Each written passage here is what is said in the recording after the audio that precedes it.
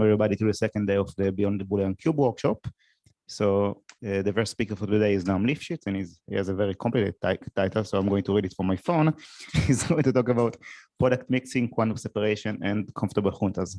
So take it away, Noam.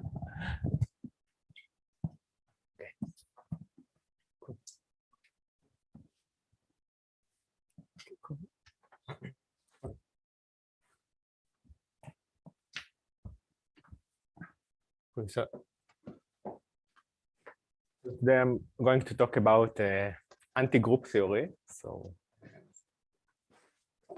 we're going to have a subset of a group.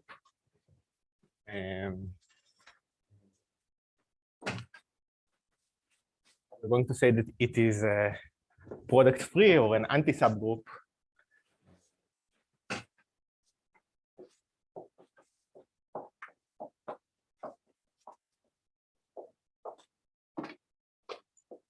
All AB in A, the product is not in A. So it's the opposite of being a subgroup.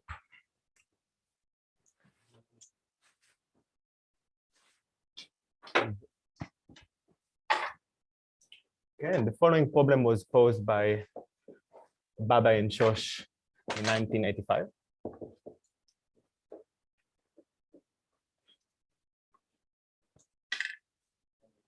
It was to find the largest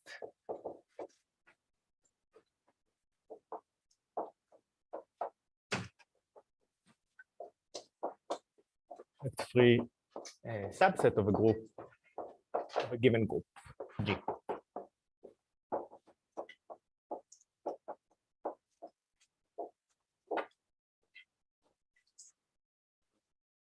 And it turns out that this problem has lots of connections to TCS. Kevin told me that it's somehow related to matrix multiplication, and it's also related to separation between quantum communication complexity and classical communication complexity. But I'll I won't talk too much about TCS applications. I'll just look at this as a pure math problem. Okay. So specifically, we're going to talk about this problem inside SUN. So remind you what the group SUN is. The group SUN is the group of all matrices A and matrices A such that if you take the transpose and conjugate, multiply by A, you get the identity, and also the determinant of A is 1.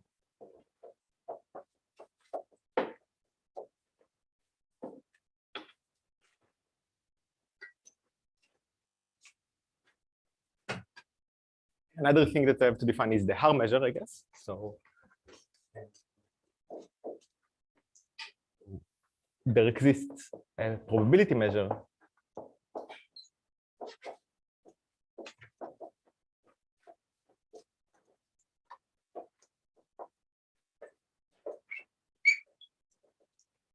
U on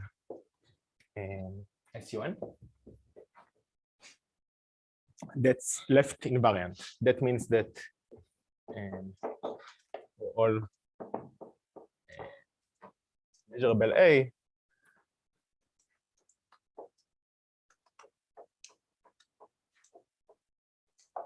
and G in SUN, the measure of GA is the same as the measure of A. And this measure is also right invariant. And this probability measure is called the Haar measure.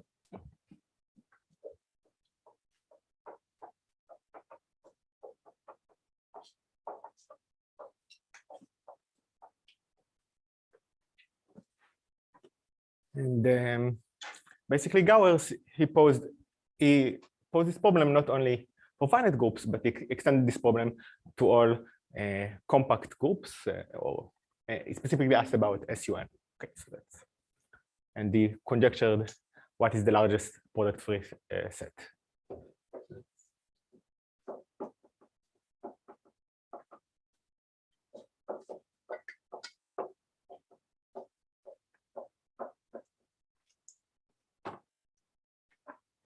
Okay, so we conjectured that if A is an anti-group inside SUN,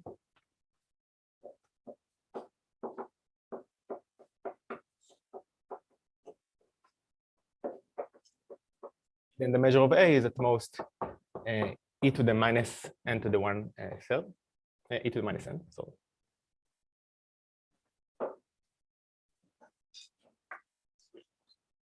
yeah, okay.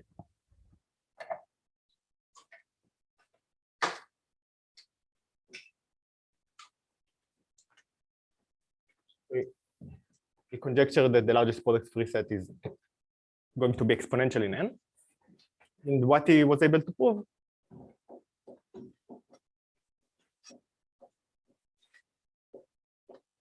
was only something polynomial in n.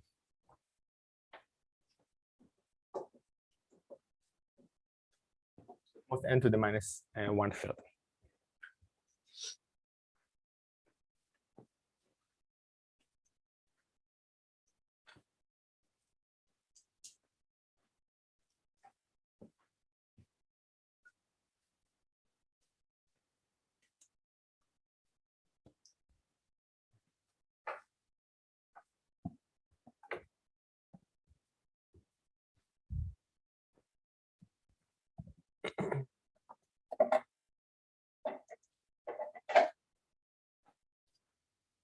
And this proof used really nice tools from representation theory, and it introduced this notion of a quasi-random groups. And basically, what we showed, so we showed that somehow hypercontractivity and representation theory, there is this notion of quasi-randomness from quasi-random groups.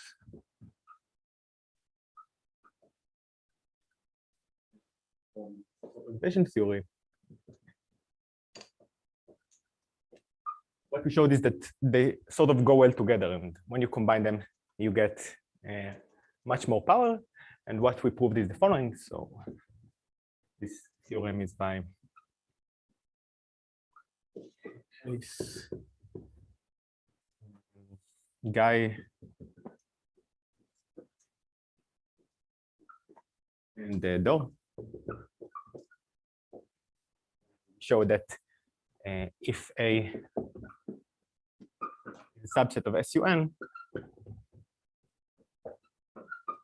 then the measure of A is at most, so if A is product-free,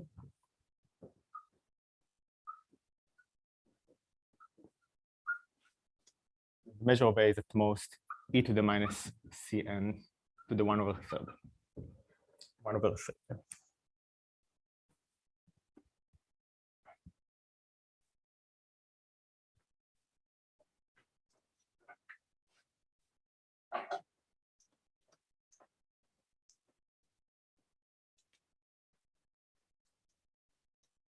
Okay, cool. And yeah, so are there any questions about the result? What is the lower bound? Can you get exponential? Ah, yeah. E to the minus Cn is sharp, yeah. Is an actual example? In some sense. So basically, we conjecture that for all groups, the largest construction is there is always, so if you have a group G,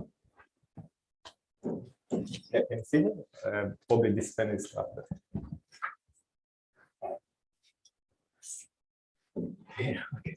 So there always exists some group action on some set X, and then you can take the set of all G such that, and you can also choose, I guess, subset of X, and then take set of all group elements such that, also choose, I guess, X in X, and you can take the set of all group elements G that send X to I and I to I complement. Conjecture, I guess, that this set is always sharp up to a constant. Maybe I should move it here. I don't know. Yeah, so I contained in X, X in X, and the set of all elements such that G of X is in I, and G of I is contained in I complement.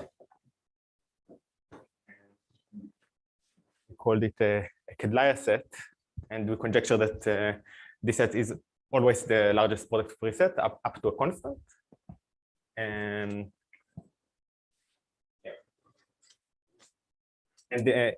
basically in SUN, you have to choose the set I carefully, and you can show that you get a set something of measure to minus n. Yeah, for SUN, it's just a sphere.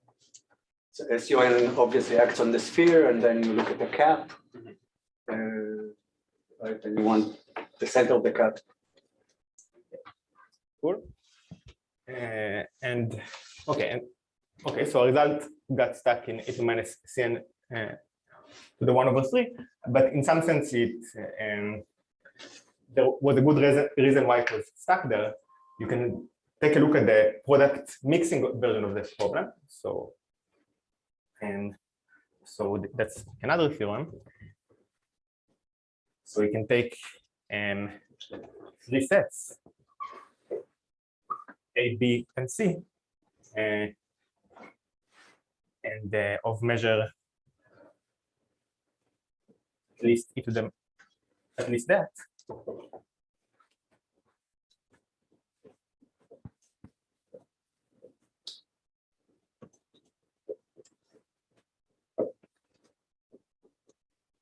And then if we choose a random, so if we choose a random element A in A, and then a random element B in B, then the probability that the product is in C is roughly the same as the measure of C. This is in 0.9 to the 1.1. So this is like a stronger version of the theorem for product-free sets. It's called product mixing, and this result is sharp. So that's why we got stuck there. And it turned out that this problem was independently asked by physicists. So they had like this quantum communication protocol, and they wanted to show that the classical version of any classical communication protocol for this problem will be exponentially worse. And this was the tool that they needed but didn't know how to prove. And basically this solves their problem. They conjectured something wrong, I think. They conjectured like it with 1/2, but the answer is yeah, but it's n to the 1/3, and this is sharp. Is that n to the 1/3 is related? Oh, coincidence. It's related, yeah. Yeah, I can explain it when we get there, hopefully.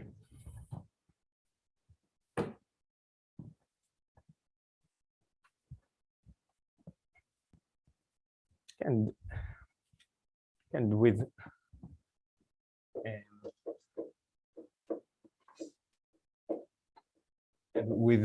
Arno Kalam and Girish and Humair, we also were able to get an improved quantum separation. So basically, there is something that quantum algorithm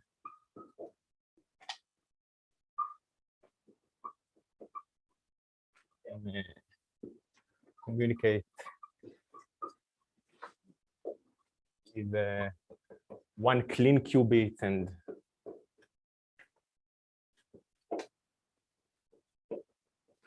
log n noisy qubits. And classically, it's hard. So classically, we need Polynomial.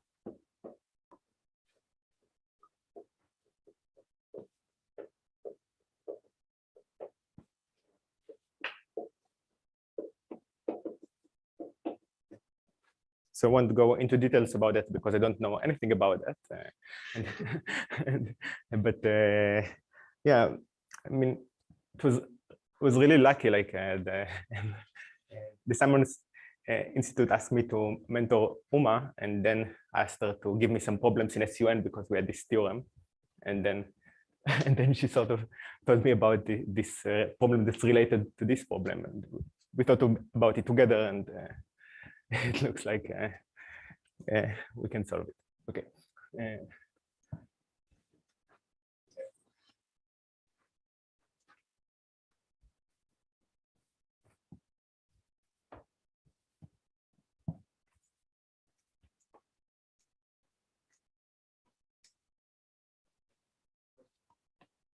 So the reference statement is for any set, not necessarily for. Yeah, exactly. Yeah, and for any sets, and this rules out the product free because you get the product free case is with B and C equal to A, and then you get the probability that AB is in C 0. So, and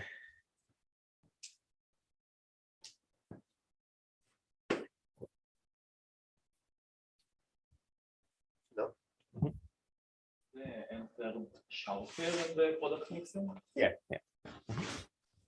And we also have a version where you have two sets and you want to show that A times B is close to uniform total variation distance, and then the right answer is e to the minus root n.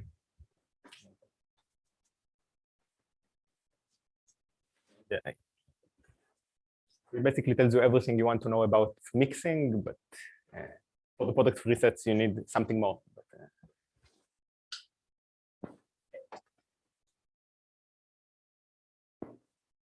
I guess I'll talk about the proof.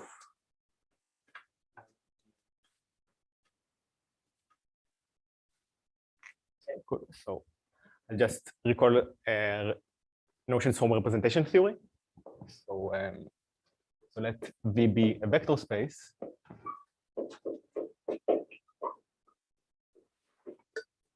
We denote by GLV the set of invertible matrices over V.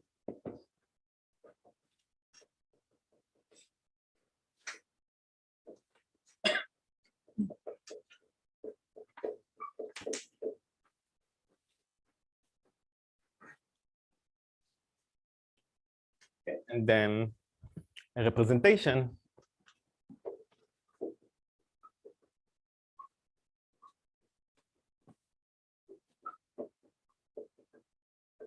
is a map or is a homomorphism from G to GLV.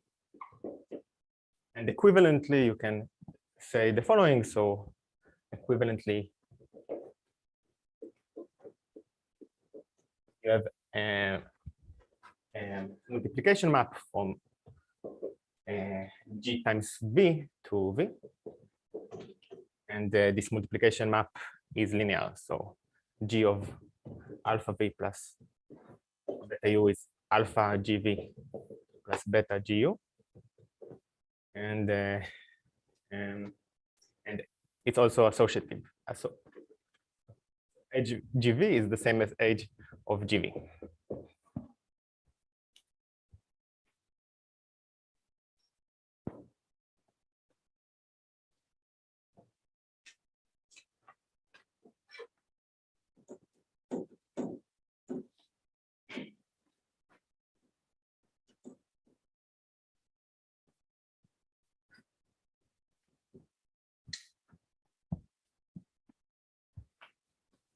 Now, if we have a subspace V prime of V, we're going to say that it's a subrepresentation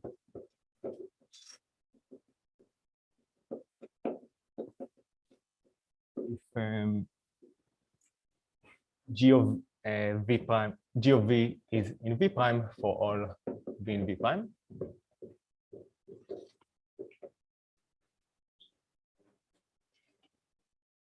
And the example that we look at is L2 of G. So I have this space L2 of G. So that's the set of functions on G.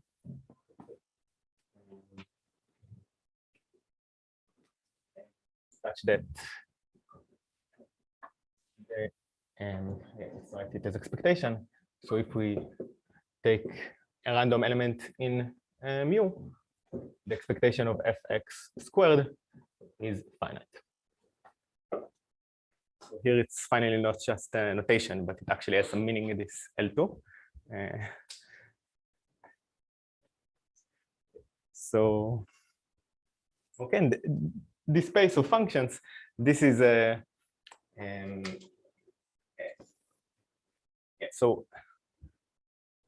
in this case we call V like a G model. If and L2 of G is a G model, but it's a G model in two ways. So we have a map of the form GF of X is just F of G inverse of X. So that's a representation. This is called the left.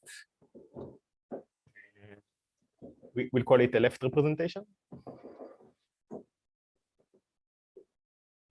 And we also have a right representation. So Fg of X is F of Xg.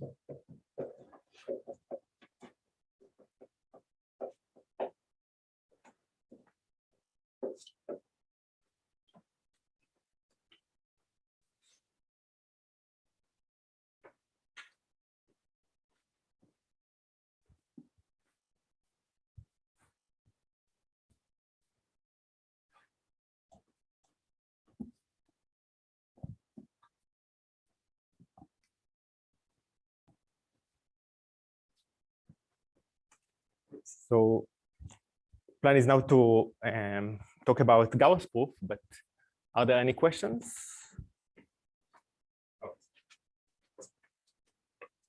So let's talk about Gowers observation.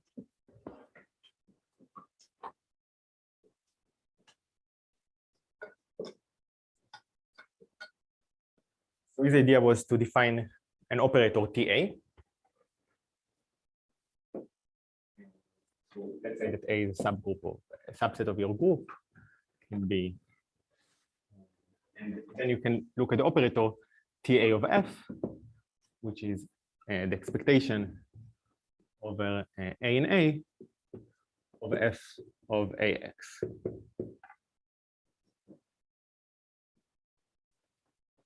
So we define this operator and then use the fact that TA is a right dimorphism.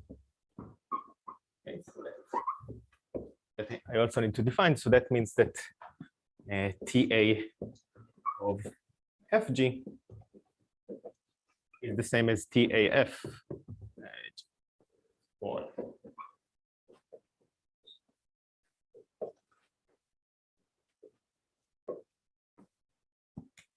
So if you multiply from the left, you're going to compute with multiplication from the right.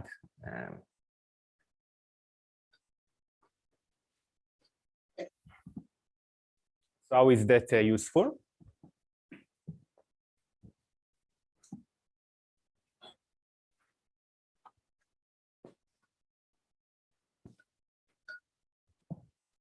Okay, then the idea was to say that so if A is product free,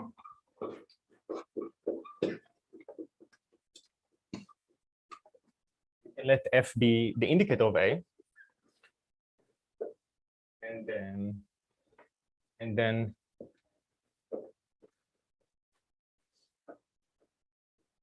we get the TA of F in a product with F is 0. And Gowers' idea was somehow to show that this operator, basically, when you have, this is like the operator corresponds to the random walk on the graph. And when the graph is pseudo-random, you expect this operator that associated to it to be approximated by the expectation operator. And then you expect this thing to be the expectation of f squared rather than 0. So that was his observation. And how did he use this representation theory? So we used the following facts. So one fact is that if you take the trace of TA star, TA, this is going to be 1 over. So this operator is self-adjoint, and it turns out that it has only discretely many eigenvalues, and you can sum them up, and you get that this thing here is 1 over the measure of A.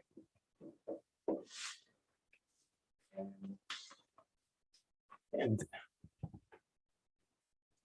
okay, and now you can look at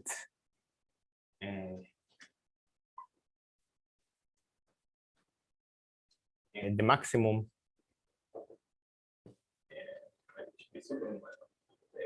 Maximum is fine. So you take supremum over all f with expectation 0 that are non-zero of TAF2 norm divided by the 2 norm of f. So that's called the operator norm of that. And this is going to be most the trace of this operator TA star TA divided by the multiplicity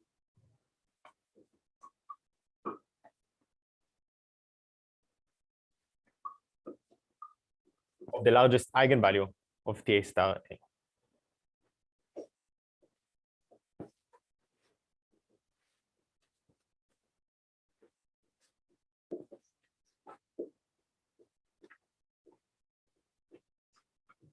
Yeah, so it turns out that this quantity is just equal to the largest eigenvalue of TA star TA. And maybe you need to take square roots. No, it's fine. Okay. Yeah. So yeah. So this thing here is just equal to the maximal eigenvalue, and then you can upper bound the maximal eigenvalue by the trace divided by the multiplicity, because all the eigenvalues are positive.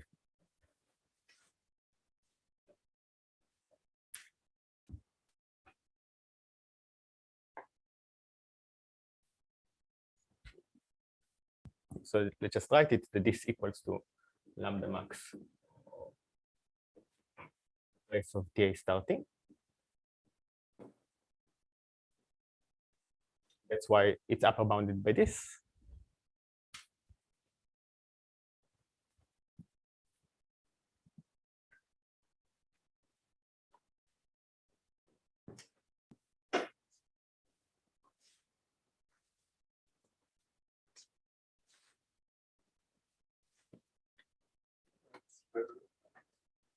You do need square root, right?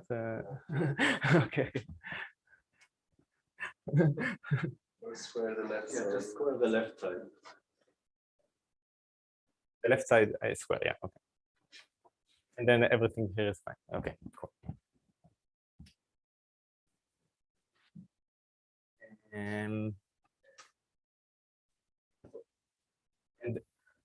how is this useful? You can basically say that, yeah, so you can expand f as the expectation of f plus f minus the expectation of f. And what this means is that this operator, it kills the part of f that's not constant. It kills this part. And then basically everything that's left is the expectation of f squared. Yeah, basically now you just need to combine everything together. You have the bound on the trace. And okay, and the final thing here is just that you want to make this effective, so you need to lower bound the multiplicity, and this is a fact from representation theory.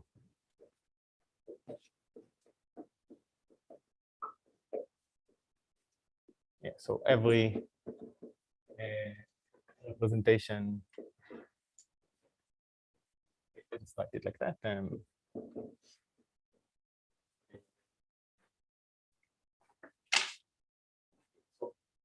Okay, so we need the following. So every eigenfunction of TA star TA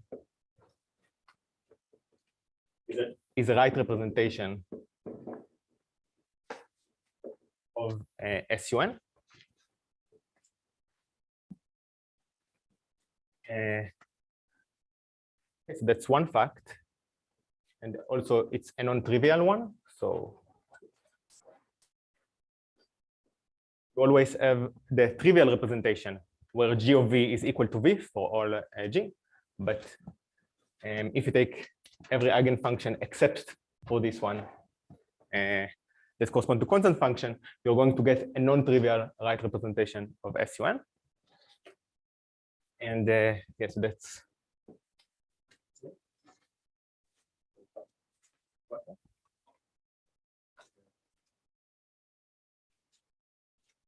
Eigenspace. Eigenspace. Okay, cool. Yeah, so every eigenspace is a non-trivial right representation of SUN, and the second fact is that each such space has dimension at least n.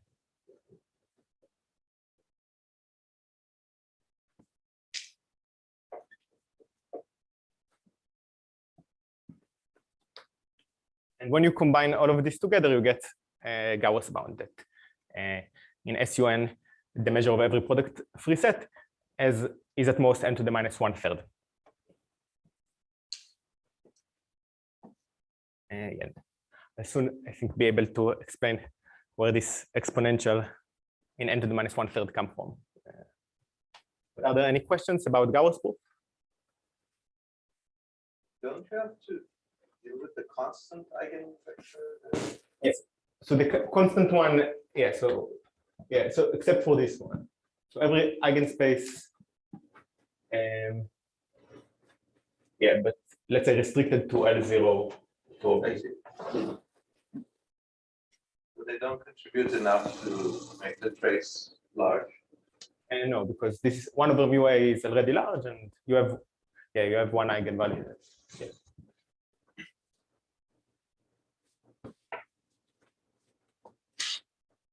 Are there any more questions?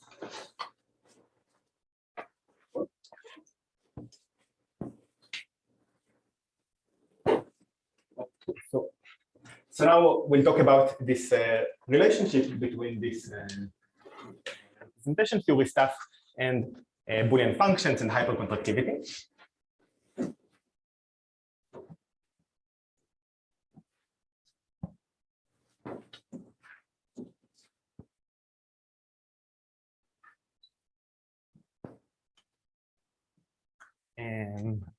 So you can define a space. So in the Boolean cube, we have this space of low degree polynomials, and you can do the same thing over SUN. But then there is some subtlety in the way that you define the notion of a low degree polynomial. So let's do it. So we say that B at most DG is the space of polynomials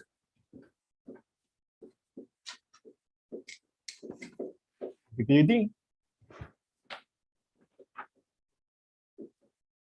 in the entries of the input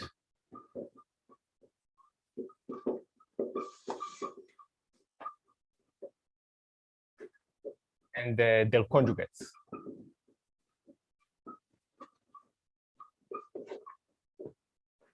So it's important to also allow, so we have the function that sends a matrix A to A11 this one is of degree 1, but also the function that said a to a11 conjugate. This is also a function of degree 1, and there is this duality between functions of degree d, and you can always take their conjugates, and the dimensions are going to stay the same. So you have to define it like that. Okay, so that's how you define functions of degree at most d. So they correspond to the same thing in the Boolean cube. And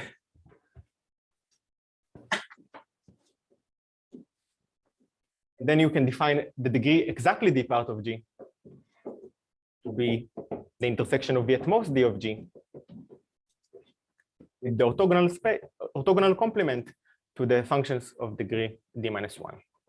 So basically take all the functions of the degree at most d that are orthogonal to all functions of degree at most d minus 1.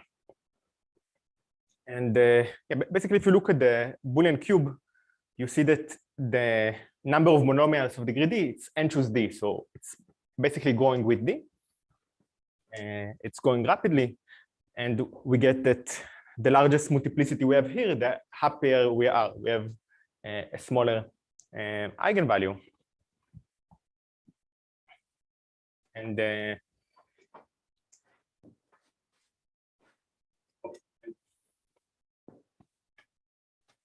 basically our idea, yeah, so there are like two philosophies, I guess, that we took from Boolean functions. So one is that the high dimensions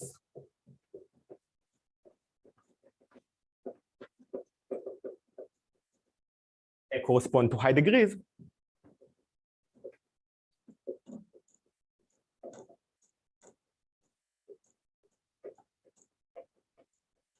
That's one. And the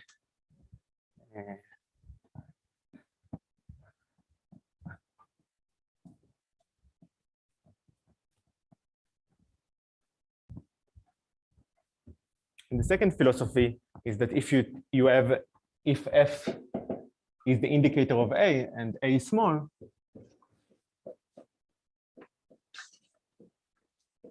then F's mass should be concentrated on the high degrees.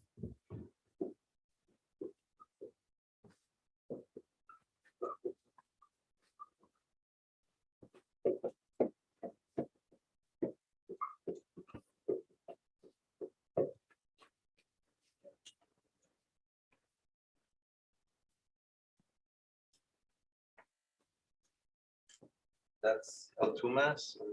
Yeah.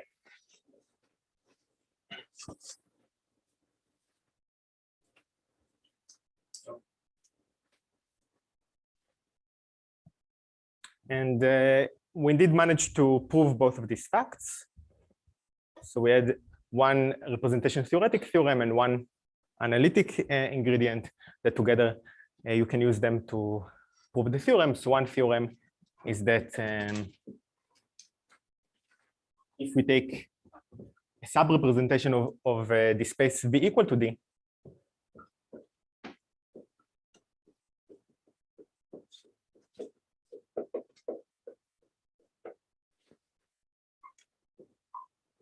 as dimension.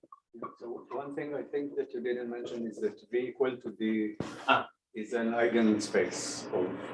It's not an eigenspace, but okay, that's a good. Yeah. Okay, just finish that and then I'll comment on that. So as dimension, at least Cn over D to the D.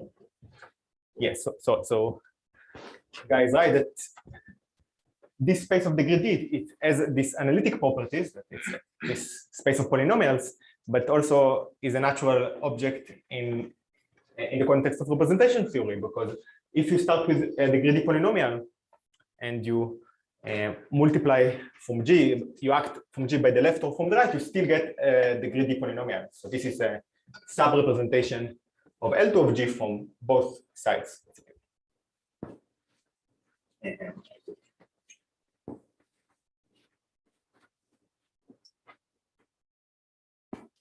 Cool. Okay, so that's one fact that we proved, that every sub-representation of it has a large dimension.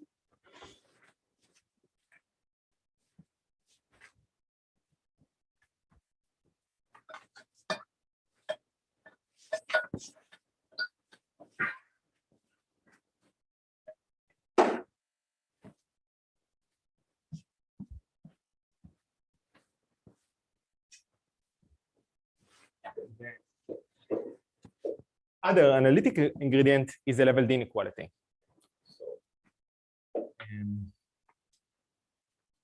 So let F be the indicator of A and write mu A to be alpha. And for technical reasons, we also need the degree to be at most root n. It will actually be interesting to extend it to D up to linear in n. Then if we take the projection of F to the space V equal to D, and we take its 2 norm, the level, so we get exactly the same thing that you get for the level D inequality in the Boolean cube. So this is at most alpha squared times log 1 over alpha to the D. So we have some absolute constant here.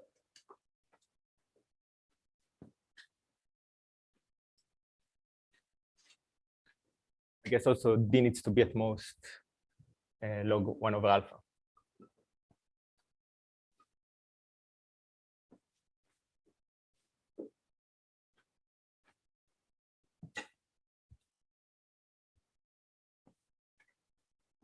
Are there any questions?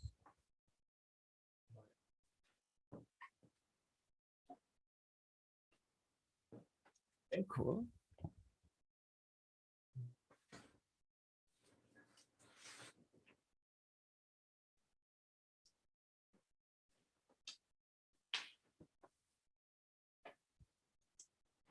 So basically, Is there like some L4 norm or something combined with the fact that it's Boolean, or? So we proved a hypercontractive result, and so we proved. Yeah, I can state this theorem as well. So,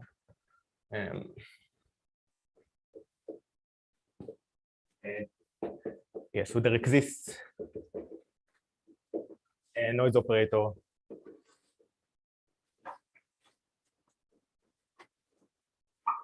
T rho such that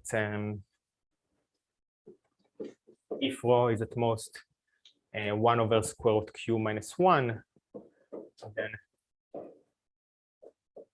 T rho f q is at most the 2 norm of f.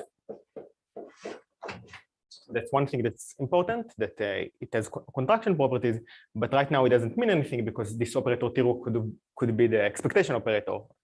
But so it also has an additional property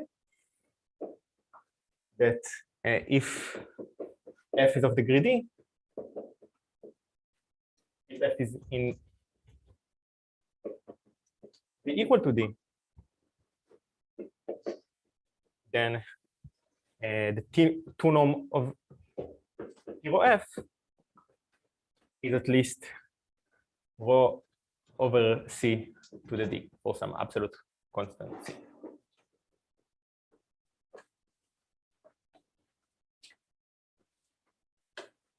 And the 2 norm of F. And the 2 norm of F.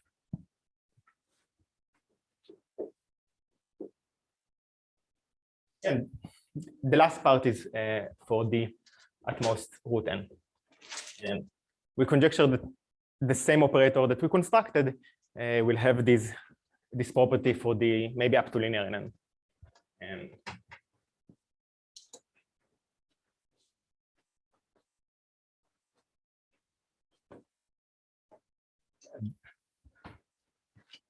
And the one remark is that I said everything for SUN, but actually everything holds for every compact Lie group. holds for every compact Lie group with minimal dimension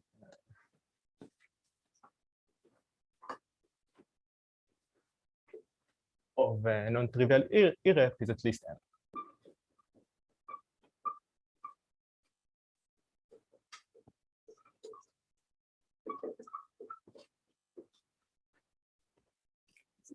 That's almost all, but yeah, I mean, you have to replace maybe G by its universal cover to get everything the same, and otherwise you have to replace this e to the minus n to the 1/3 to 1/6 maybe, but yeah, essentially everything holds for every compact Lie groups in the same way. So by n you mean like a delta type? I mean, yeah, you just set n to be the minimal dimension, the quasi-randomness parameter. Yeah.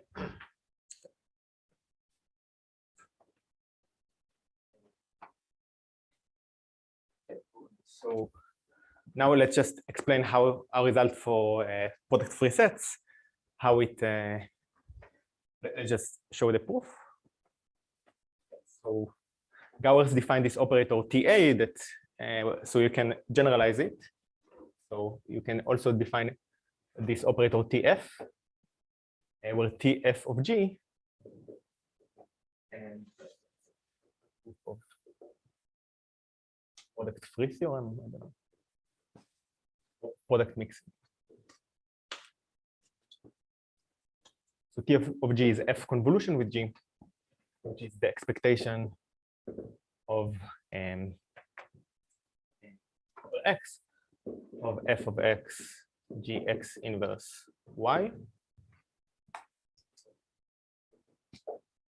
guess I have to put Y here everywhere. So if F is the indicator of some set, then this is the same as and let's ignore the inverses. So basically we start with functions now F, G, and H.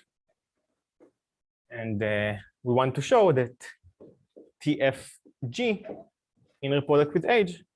So that's the goal. Show that this is roughly the expectation of F times the expectation of G times the expectation of H.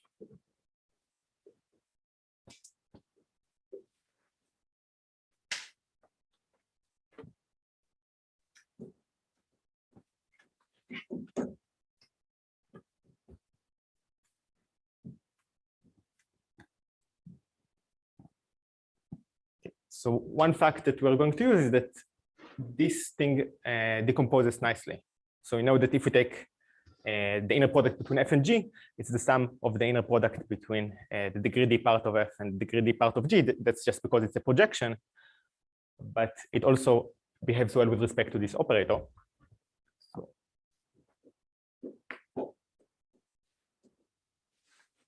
if we take TFG inner product with H, this is the sum over all D of TF equal to D. Equal to D. H equal to D. And then we had this fact about the trace of TA star TA. This also generalizes. So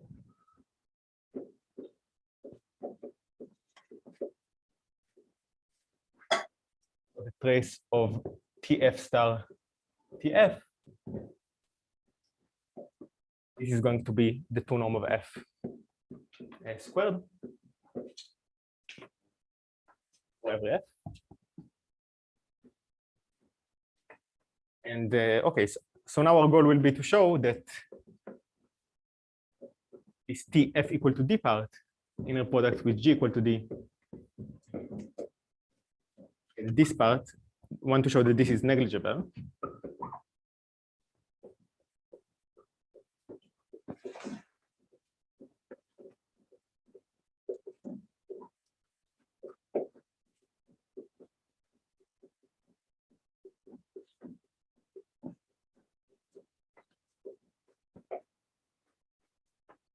Okay, so does anyone have an idea what to do here with this expression? And to somehow relate this to TF star?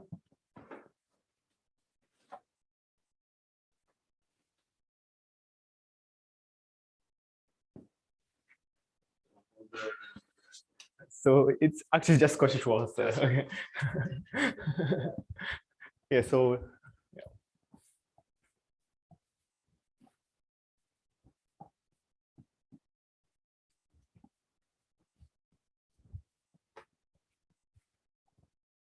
okay, so we can say that this TF equal to D, or G equal to D inner product with H equal to D. This is at most TF equal to D and equal to D 2 norm times H equal to D 2 norm. And that's at most TF equal to D this to 2 norm. G equal to D 2 norm. H equal to D 2 norm. Yeah, so the 2 to 2 norm is defined exactly like that, the number that satisfies this property. And so yeah, the operator norm. Yeah. That's for the people that don't know operator norms. Yeah, anyway. I didn't say it was the operator norm. And okay, and now we can, so this is the, yeah, so we said that this is the square root of the maximal eigenvalue of, square root of the maximal of lambda max of TF equal to D star TF equal to D.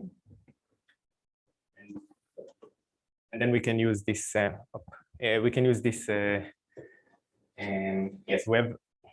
we said that this is at most F equal to D 2 norm divided by the multiplicity of lambda max.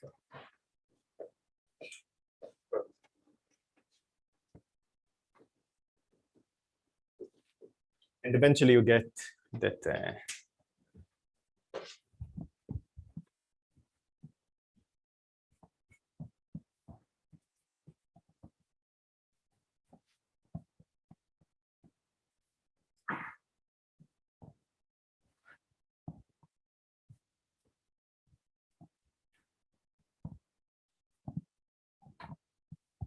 and eventually you get just F equal to D 2 norm, G equal to D 2 norm, H equal to D 2 norm divided by the minimal dimension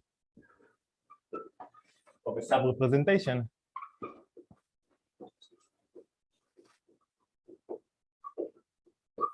of V equal to D.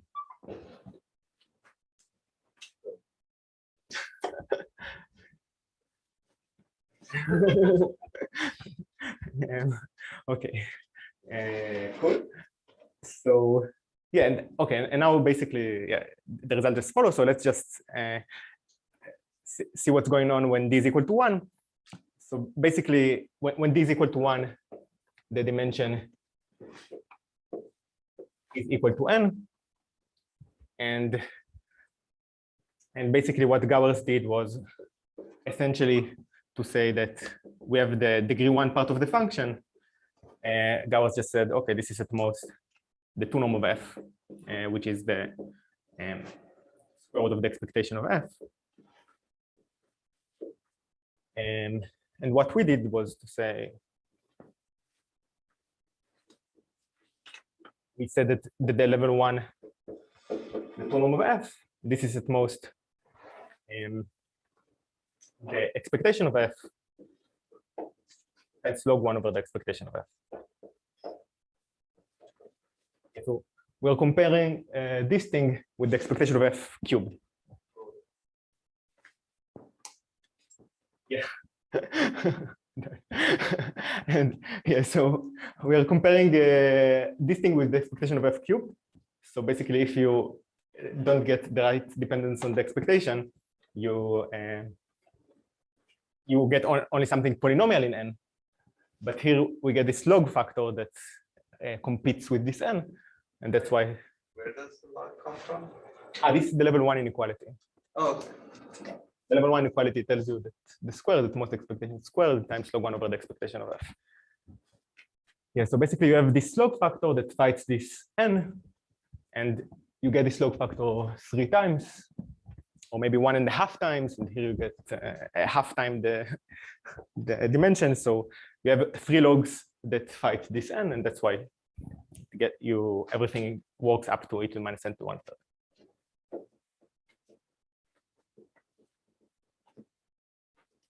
So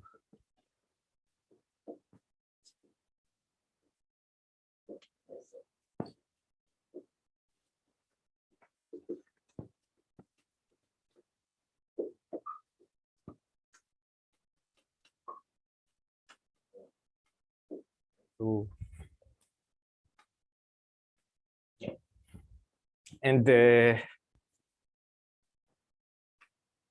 basically, if you want to improve, everything like is sharp in every degree, basically. So you're going to, so you'll have to, in order to improve on that, you'll somehow have to come up with new ideas. Okay. Yeah. What is the multiplicity in the When this is equal to is roughly n squared. Yeah. And then you get yeah, log squared.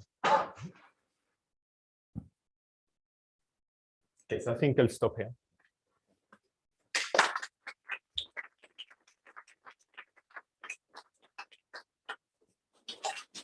Any questions for Noam? Yes, there actually mentions another topic which you haven't discussed. The comfortable Juntas? Yeah. Okay. Used to bounded dimension. Yeah, okay. So I mentioned at some point that we have this operator T-rho that we defined that has this nice properties. And this operator, so we show that T-rho is hypercontractive.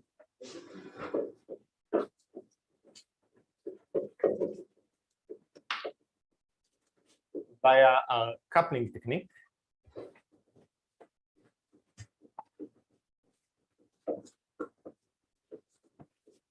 So I talked about it in the bootcamp. You have one operator that's hypercontractive. So we start with the hypercontractive operator in Gaussian space, and we couple it with SUN essentially by Gram-Schmidt.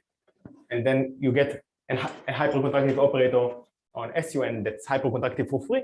And the main difficulty is getting the second property that, that if f is in v equal to d, then T-rho f, then T-rho doesn't kill it. The 2 norm of T-rho f is at least rho over c to d times the 2 norm of f. So that's like the main difficulty. And then we use a lot of representation theory basically to compute its eigenvalue.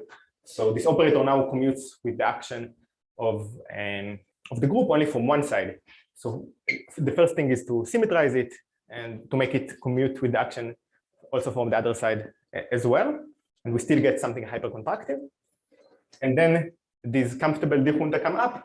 When you want to calculate the eigenvalues, you basically show that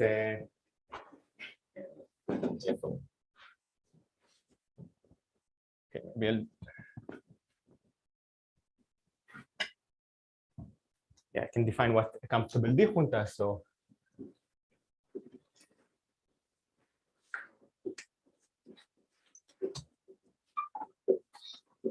a function of the form. So we sum over permutations in SD of A sigma, the product of A max to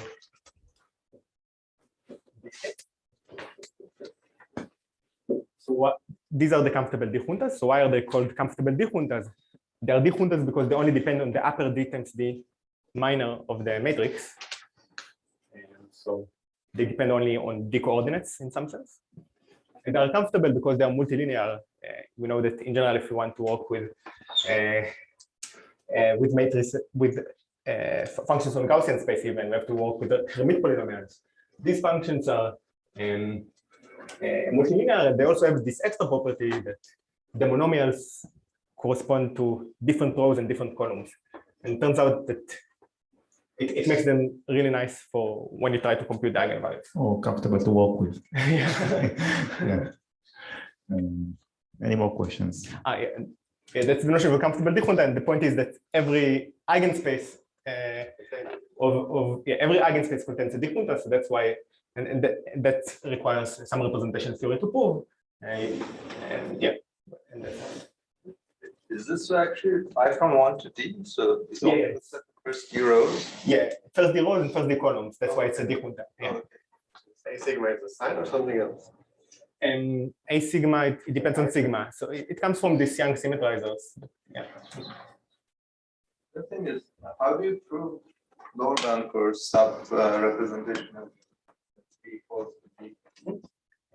Yeah, so we had two approaches basically in the paper. So one of them is to take some closed formulas for the dimensions, and I guess like representation theorists mostly care about the case where n is fixed. They don't think of asymptotically high dimensions, so nobody ever like try to compute the asymptotics of these dimensions. So that's like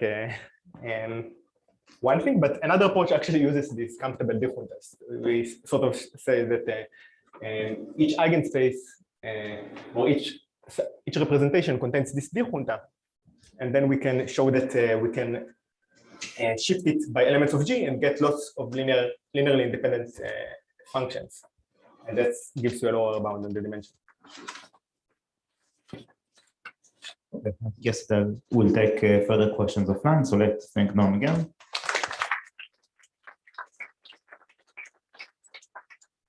And we'll come back at 11.